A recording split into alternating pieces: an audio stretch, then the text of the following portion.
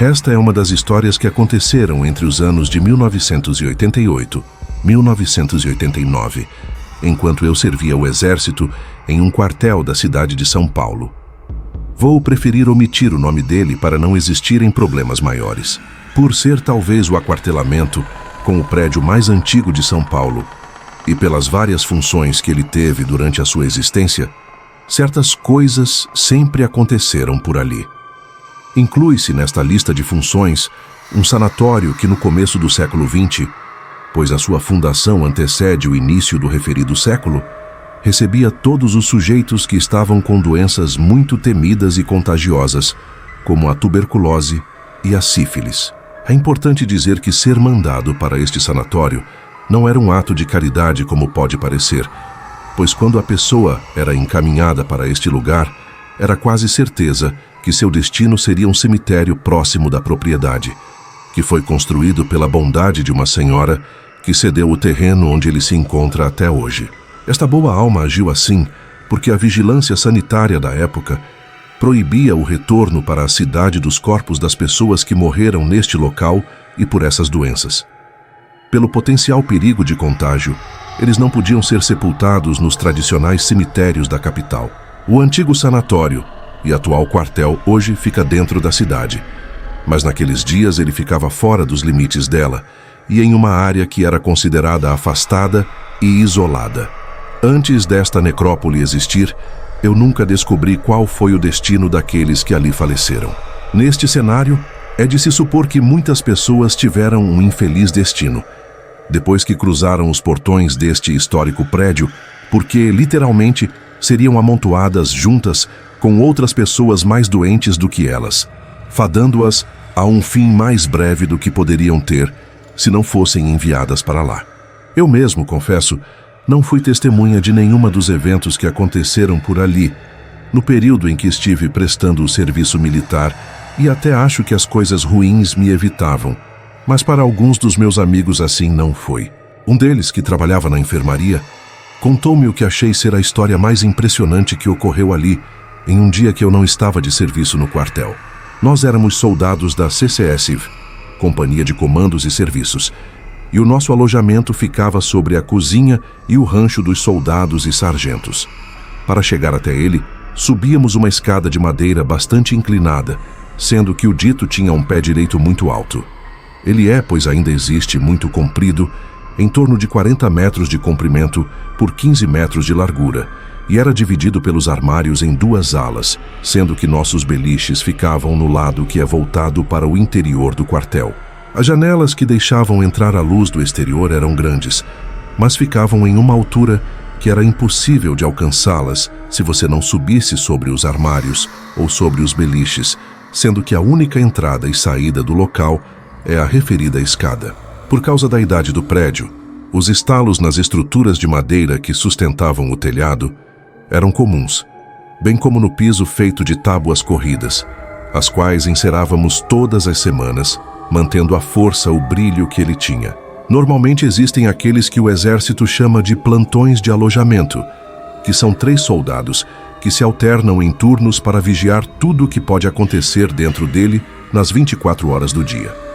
Porém, nos turnos da noite é normal esses plantões dormirem, mesmo correndo o risco de serem pegos dormindo em serviço.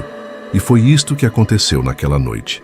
O plantão da hora estava dormindo durante o ocorrido. Mesmo sem saberem da metade das histórias que eu descrevi neste texto, todos os soldados sabiam que as sombras do quartel tinham que ser evitadas durante a noite. O alojamento, depois que as luzes se apagavam, era um lugar um tanto tenebroso e dormir rápido, em geral, era a melhor solução para diminuir o incômodo de estar naquele local.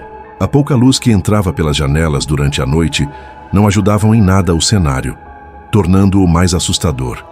Em geral, os plantões ficavam próximos da escada o tempo todo, e mesmo com muitos soldados dormindo ali, evitavam de sair em rondas dentro dele para diminuírem o risco de verem alguma coisa.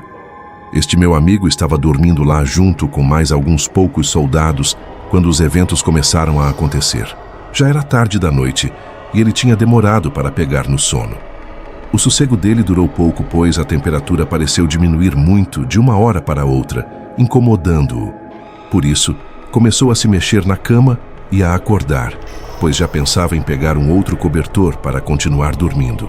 Antes que ele tomasse essa atitude, foi assustado pelo barulho de algo caindo no chão. Era um som que parecia de um corpo sem ossos batendo no chão. O susto foi suficiente para gelá-lo e paralisá-lo por alguns segundos. O barulho tinha sido muito alto e vindo da direção da porta. Por que o plantão de alojamento não tinha tomado nenhuma atitude? Tomando coragem, ele olhou na direção da entrada e viu que o vigia estava dormindo. No entanto, e apesar da luz que vinha da porta ser pouca, ele viu uma trilha marcada com um líquido que se parecia com sangue vir de lá e ir na direção do beliche que estava na frente dele, onde 2 soldados dormiam. Quando ele olhou para o final da trilha, ainda teve tempo de ver o que pareceu ser as 2 patas traseiras de um porco descadeirado se arrastando, por fim, para baixo do citado beliche e desaparecendo na escuridão que dominava o embaixo dele. O único movimento que ele tinha coragem de fazer era o da respiração. Não ousava fazer mais do que isto. Quando reparou, o soldado que dormia na parte de cima do beliche sob o qual o porco havia se escondido estava talvez com os olhos mais arregalados do que os dele. O soldado da parte de baixo dormia profundamente, fazendo um discreto movimento com a cabeça, como se perguntasse ao outro companheiro: "E aí, você viu?" Acabou recebendo uma resposta silenciosa e afirmativa, que em nada o tranquilizou. E agora? Não era um pesadelo que ele estava tendo, coisa que seria preferível àquela situação. O que fazer? Passado um tempo razoável, nada mais aconteceu, mas a coisa ainda estava lá. Não a tinha visto sair, pois não desgrudará os olhos de onde ela entrara desde que ela assim o fez. Olhando de novo, notou que a trilha de sangue tinha sumido e que o companheiro do outro beliche ainda estava acordado. Desta vez, o meu amigo não quis saber de ver nada. Ficou enrolado no cobertor até ser vencido pelo cansaço e dormir um sono tenso que terminou com o toque da alvorada, que denunciou o rosto de um outro soldado tão tenso e cansado quanto ele no beliche logo em frente ao dele. Desceram da cama e o comentário foi breve e conclusivo. "O que era aquilo?" "Não sei", foi a resposta. O soldado que dormia na parte de baixo disse que não tinha visto e nem ouvido nada estranho durante a noite. Os plantões, segundo eles, ficaram acordados nos seus turnos e também não tinham visto e nem ouvido nada. Eu soube desta história algum tempo depois através do relato deste meu amigo e posso dizer até hoje que eu acredito nele, pois ele sempre foi uma pessoa da minha extrema confiança naquele quartel e naqueles dias. Fora este estranho fato, outros envolvendo oficiais que estavam de plantão foram observados em outras noites de guarda e ficaram sem explicações razoáveis. O protagonista desta história ficou no exército depois da minha baixa e, se ele ainda estiver por lá, acredito que hoje ele seja sargento.